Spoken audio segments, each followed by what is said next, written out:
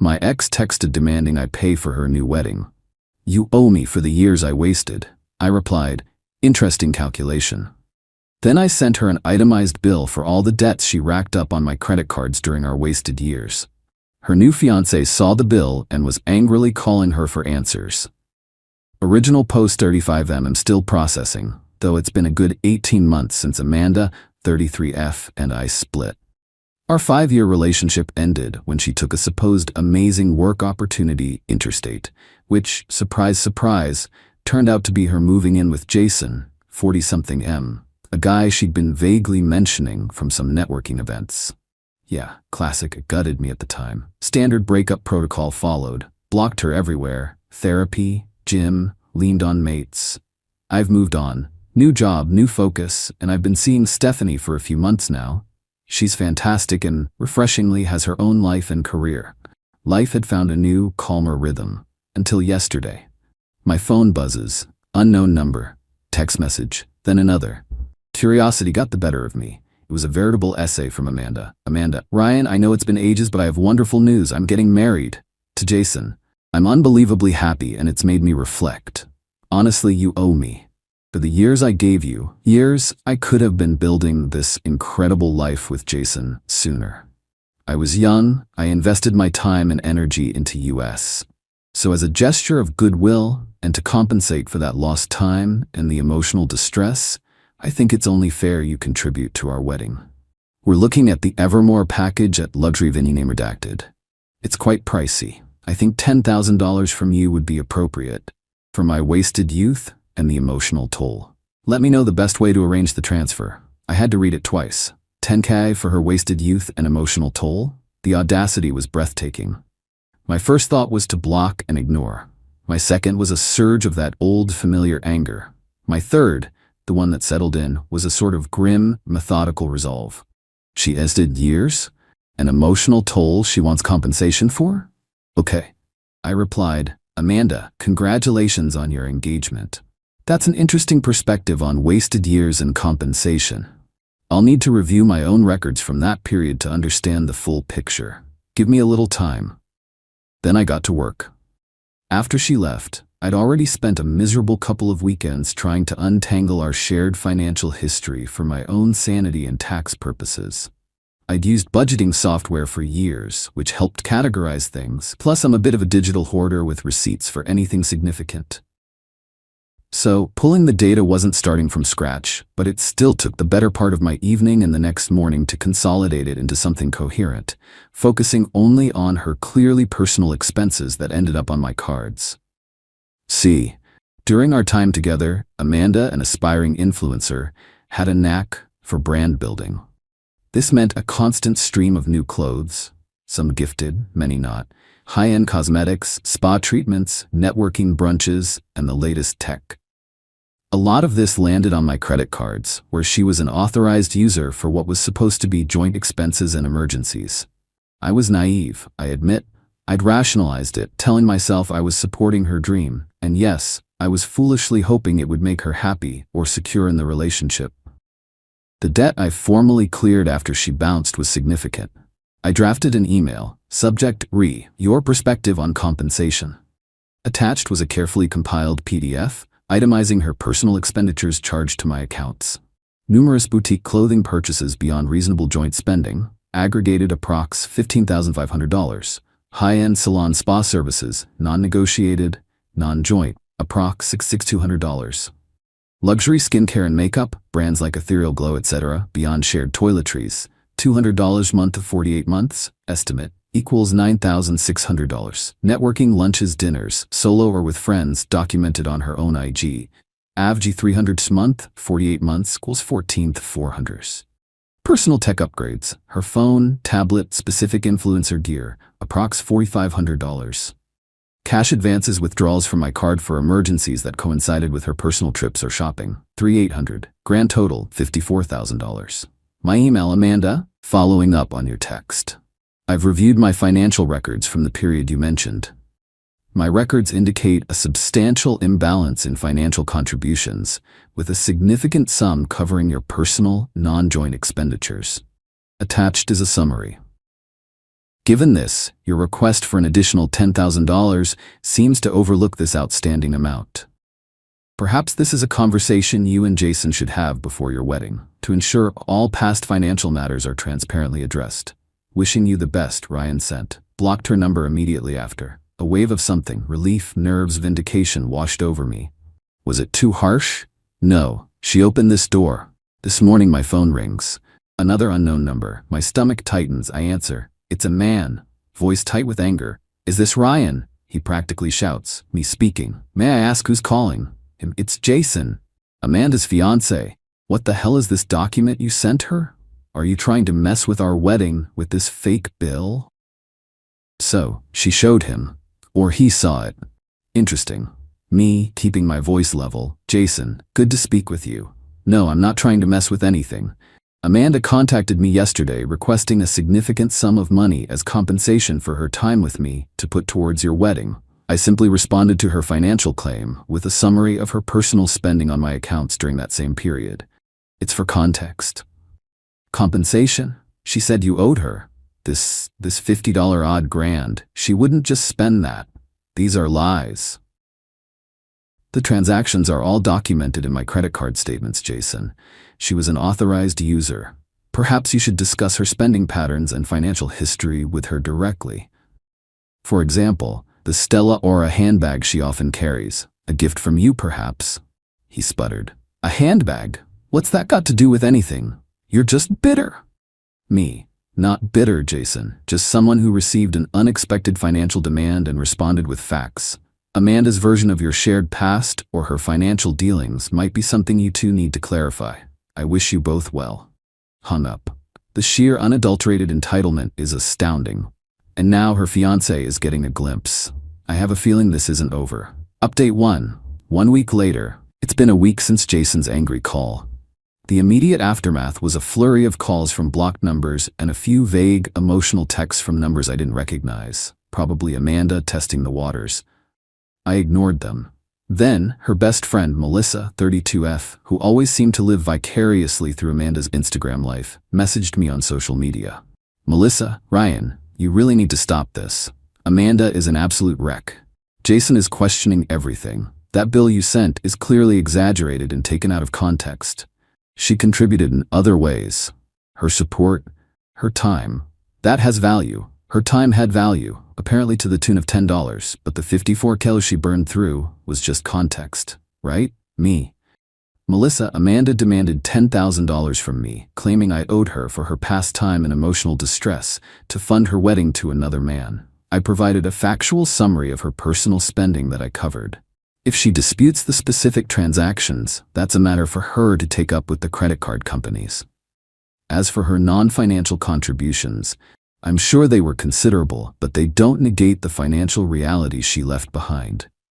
Melissa, you're being deliberately cruel. She's fragile. Everyone makes mistakes. Jason is seriously rethinking the wedding because of your actions.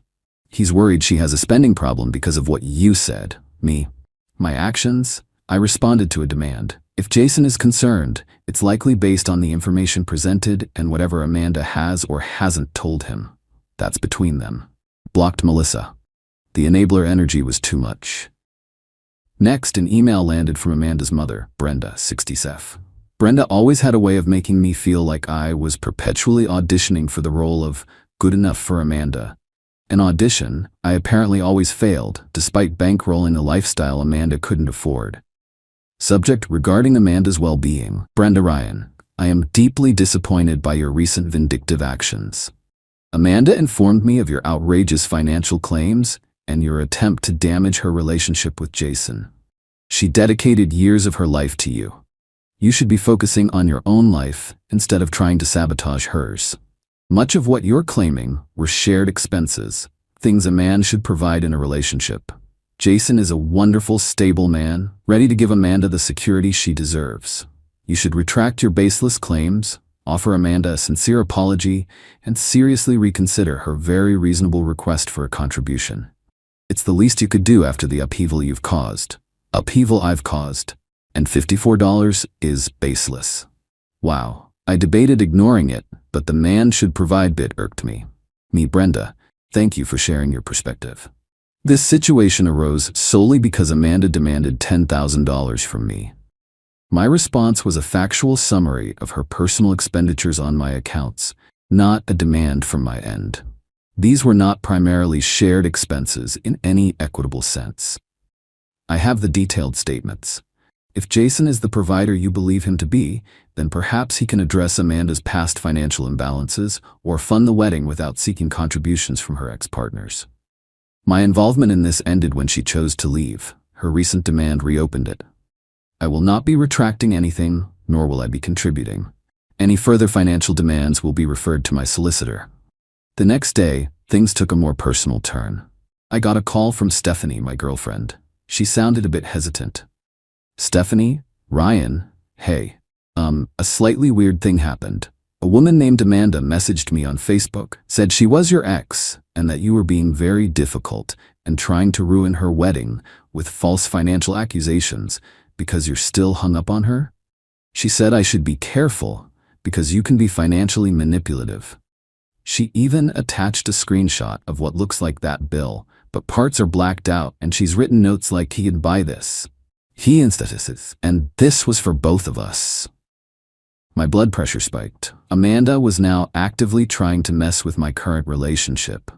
That's a declaration of war. Me, Stephanie, I am so incredibly sorry you got dragged into this.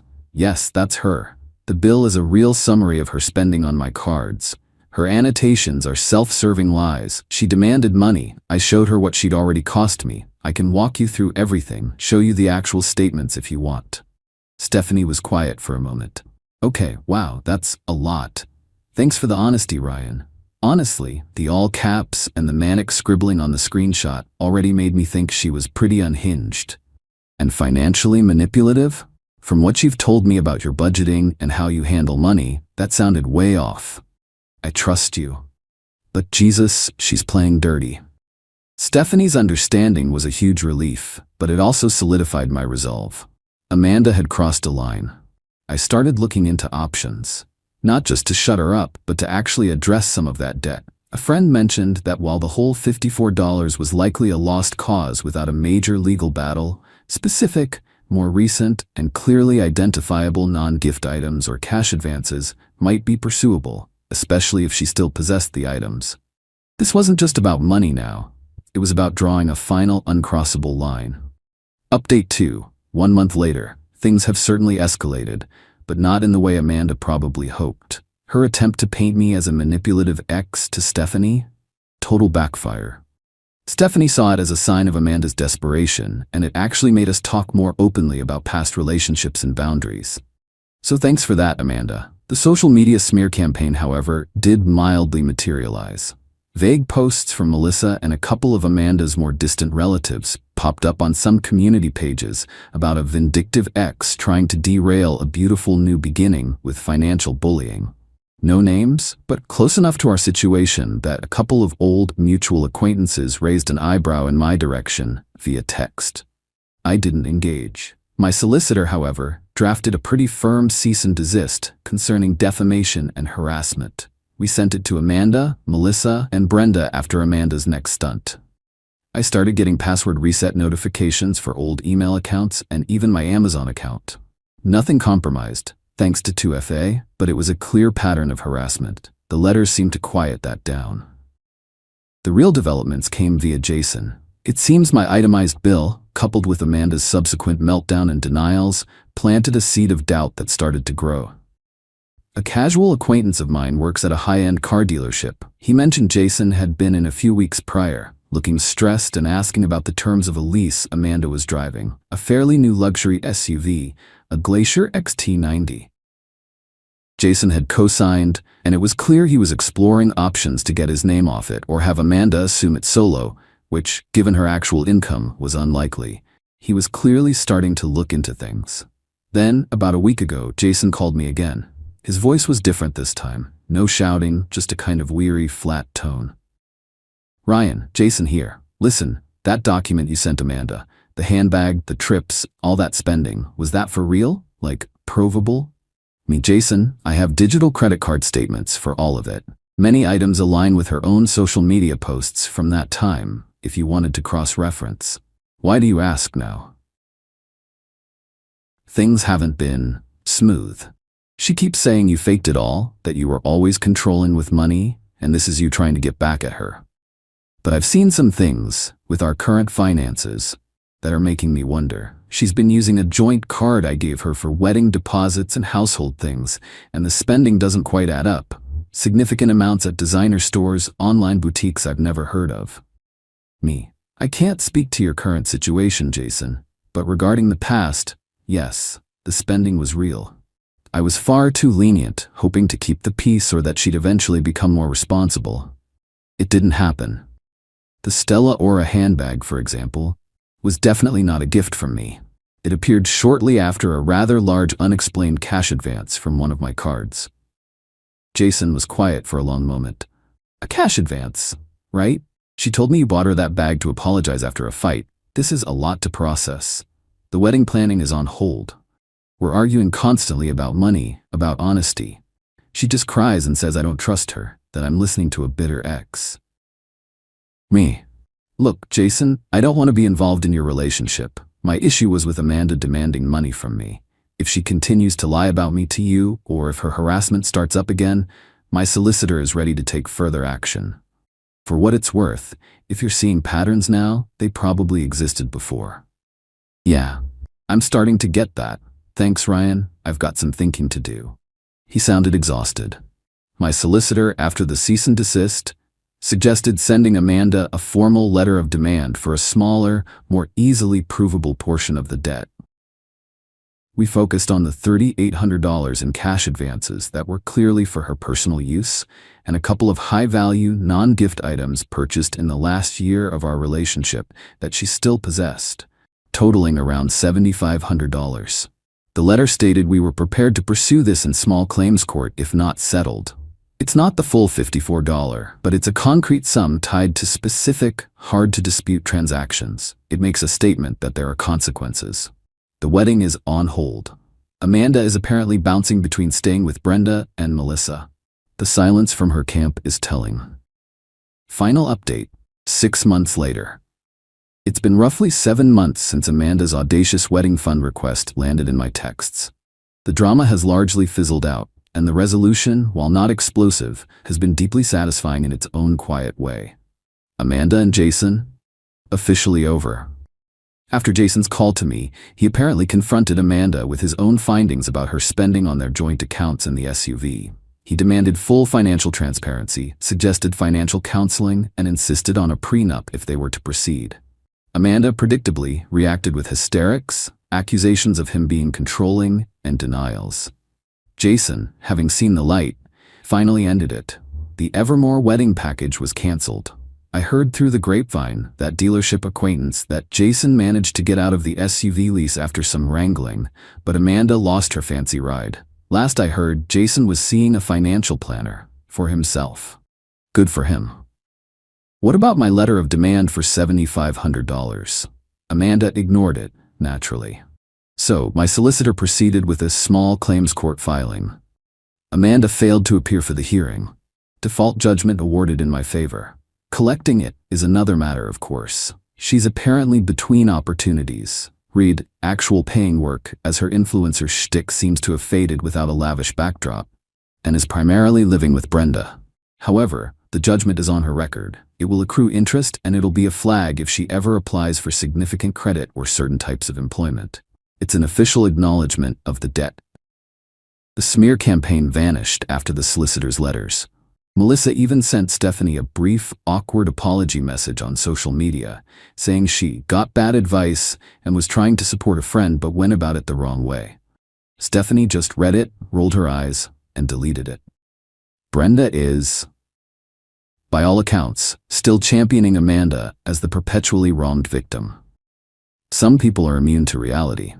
The most satisfying part hasn't been a dramatic gotcha moment, but the steady, inevitable unfolding of consequences stemming from Amanda's own actions and entitlement. She tried to manipulate Jason. It failed once he saw concrete evidence of her patterns. She tried to extort me. It resulted in her own past debts being officially recognized. She tried to undermine my current relationship. It only made it stronger. I don't know for sure what Amanda's day-to-day life is like now. I did hear from a mutual acquaintance who ran into her that she seemed stressed and was complaining about how unfairly everything had turned out for her. There was no grand, public humiliation, no dramatic confrontation, just the quiet erosion of a lifestyle built on deceit and other people's money. Stephanie and I are doing great. We're actually planning a trip to Southeast Asia next year. We're saving for it together. It feels good, healthy, and real.